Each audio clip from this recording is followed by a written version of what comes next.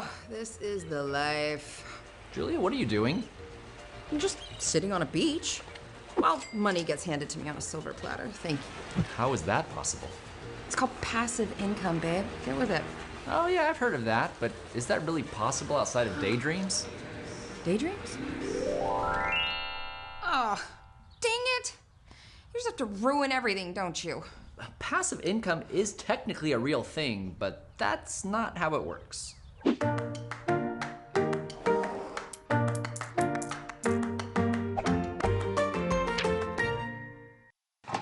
If I had a nickel for every time a person or client asked me to tell them how to create passive income, well, I'd have a lot of passive income. Passive income, aka mailbox money or unearned income, is the ultimate dream of every investor. Investopedia defines it as money earned from an enterprise with little or no ongoing effort. It's important to separate this from having an investment grow in value. Let's say you buy a single stock and 3 days later it's worth $100 more. That is an unrealized gain. If you sell the stock, pay the tax, and pocket the difference in cash, that is income. Thankfully, there are options to create a stream of income that don't require you to directly trade your time and effort. Some people with specialized skills, talents, or training can create content, such as an online course, a book, a piece of music, or intellectual property. Believe it or not, we actually already made a Webby-nominated episode detailing how much content creators really make. Spoiler alert, the majority of normal, non-celebrity creators are making pennies on the hour. Plus, it's a ton of work, even for those who won the influencer lottery. How often do you see even the most successful make a video about how burned out they are? So income? Possibly. Passive? No.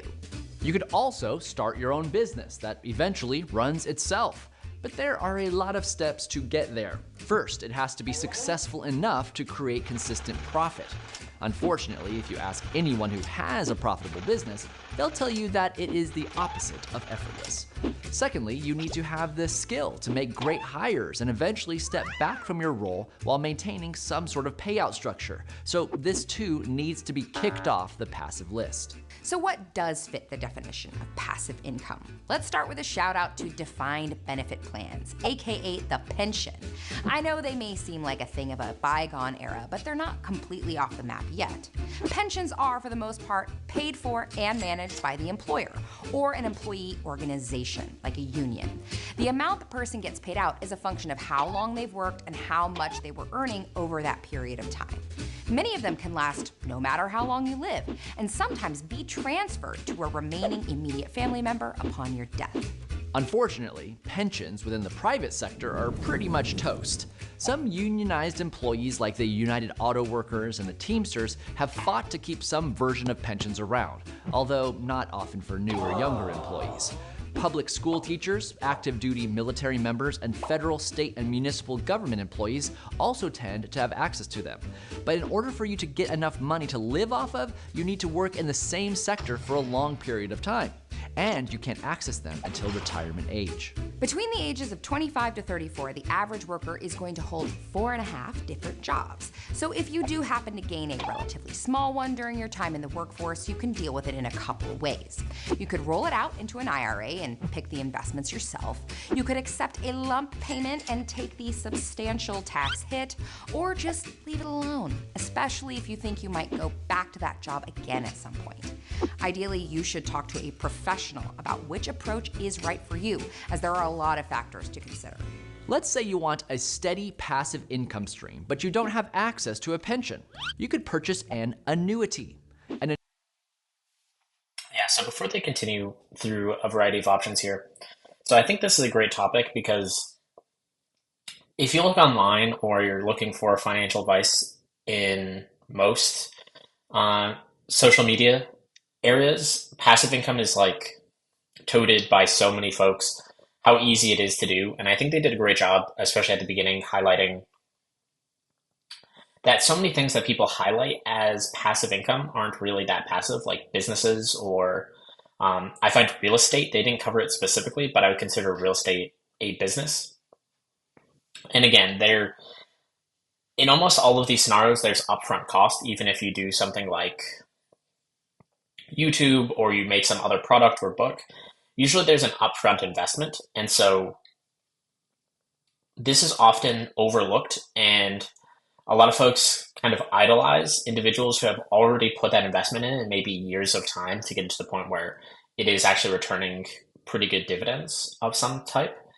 But a lot of what people recommend is usually a lot of effort, not guaranteed to work, and not really passive. And so I think it's great that they're going through some of that misconception and actually highlighting things that are passive. I do think while those things I wouldn't really consider passive income, I do think there's a distinction being made of how you are separating your time worked from your income. And I think they did a great job of highlighting that, especially for social media and other aspects. When you start, you're probably going to actually make less per hour, so to speak, using this method. I'll use a book as an example. Like, while you're writing a book, it could take you a year or 2 years to write that book. You're getting paid $0 that entire time for that book. And then you're going to launch that book. You're going to put effort into probably finding a publisher or maybe an editor, and you're going to go through a variety of revisions. And then maybe you'll get some upfront money on this, but it'll likely pale in comparison to how many hours you're going to put in, because you're still probably going to put in 30, 40 hours a week over that time frame, or maybe you'll extend your time frame out and do it alongside your other business or your career. And then you're hoping for a big launch, which for most of us doesn't happen right away. It's not like everybody's an overnight success. Usually it takes a few of these, like maybe in this book example, maybe it's going to be your third book that really takes off. And so this is where you can then get income after the fact. And so once you kind of have a stopping point, you'll start to trickle in payments. And technically, you're not working for that payment at that point, but you've already put in a lot of effort. And so the hope is that you are finding the right balance of how much you invest your time and effort and maybe even money into something, and how much you could earn later on from it. And that's a hard thing to balance overall. So I'm glad that they're covering this topic, since I do feel like it's toted all over the place on how easy it is to basically kick back and relax on passive income. Annuity is simply a guaranteed payout over a period of time. Sounds great, right? But this is serious buyer beware territory. For one, the fees on these are super high due to the fact that the commission payout is massive. Sales reps in the disguise of financial advisors push these hard, especially if you're within a certain age bracket. Secondly, you gotta have 20 to 25 times more of what you want in an annual income before you start to take from it. So if you put $1 million in up front, that will equate to a $40,000 to $50,000 annual income. And yet again, these are usually only paying out in your golden years. So wait, I already have to be a millionaire and old to get paid decently on these things? Well, where can I make money I can use in my younger years? Like rental properties. Well, more bad news is coming your way. First off, unless you can buy a house in cash with no mortgage or a very small one, you're going to have plenty of overhead. There's repairs, lawn upkeep, property taxes, HOA dues, insurance, and if you do have to get a mortgage, the cost to borrow money for real estate just went up significantly thanks to the Fed raising rates. Many experts consider $100 to $200 a month net cash flow to be a good return. To be clear, rental properties aren't necessarily a bad investment, but they're best used to play a long-term game focused on building equity. That way, down the road, you'll have a paid-off house that can create a decent amount of cash flow. We've talked in a previous episode about watching out for people online trying to convince you that rental properties are effortless cash cows. Believe me, they're not making most of their money on their own properties. They're making their money selling you the promise that you possibly could. Finally, there are securities that pay income. For example, there are stocks that pay dividends. This is when a company basically pays the stockholders cash, which you can then choose to pocket or reinvest. It is taxed, of course, but it is accessible outside of locked up retirement accounts. Big, very established company stocks like Exxon and McDonald's are classic examples. If you're curious about what they typically yield, you can look up their dividend yield online. Bonds and mutual funds that are a combo of both can also pay interest or dividends. But here again, you have to think about percentages. Most options in this space that you can rely on will consistently yield somewhere between 2 and 5%. You might think $100,000 is a lot of money, and it is. But if you tried to create consistent passive income from it now, you'd realistically be looking at $2,000 to $5,000 a year. Now, the options we've talked about so far. Yeah, I think that's a great point that they covered. So even one of the most reliable ways that I at least know of and consider for either passive income or long-term investments are basically stocks, especially like index funds.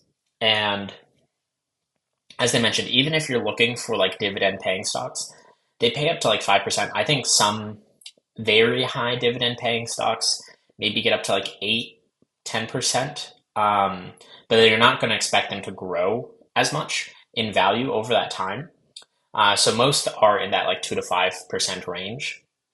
And again, they just highlighted like for 100K, you get 2 to 5K a year. And even if you had a million, that would be 20 to 50,000 a year that you get, which is kind of in the range that you might need if you're on that higher end. But if it's on the lower end and you're getting closer to that 2%, and that's 20K, you might need like 2 million to have like 40 plus thousand a year in truly passive income, which is kind of more in line with what the average American makes. And so that's a lot of money. So that's where most people would already consider themselves pretty rich by the time they get to that point.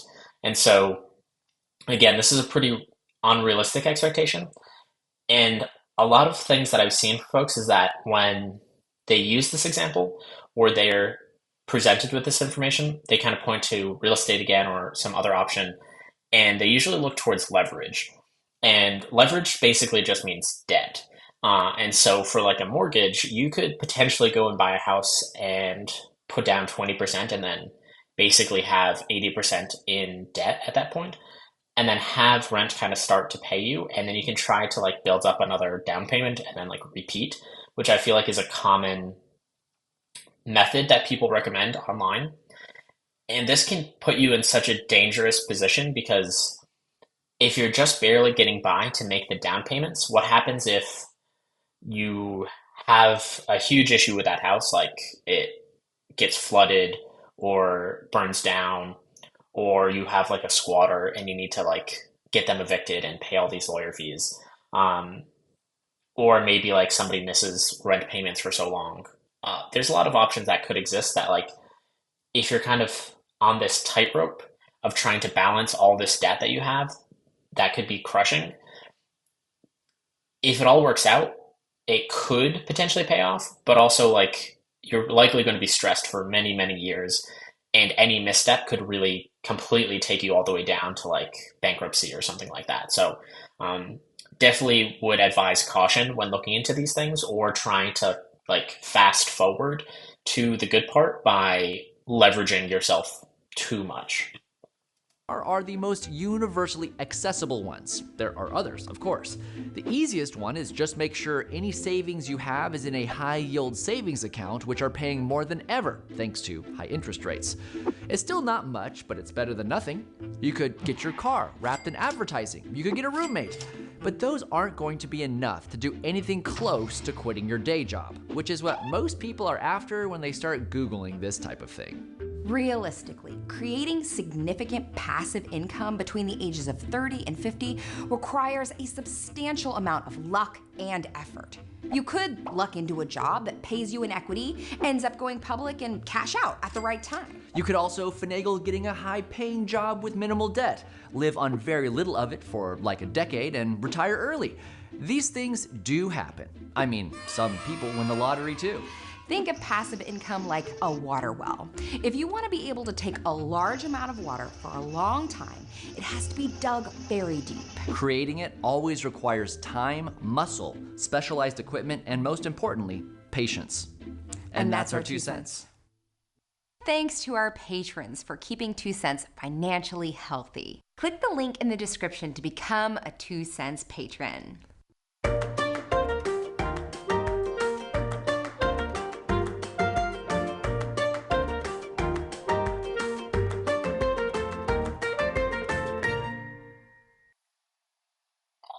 Thank you for watching. If you liked what you saw, please hit like or subscribe. I will see you around.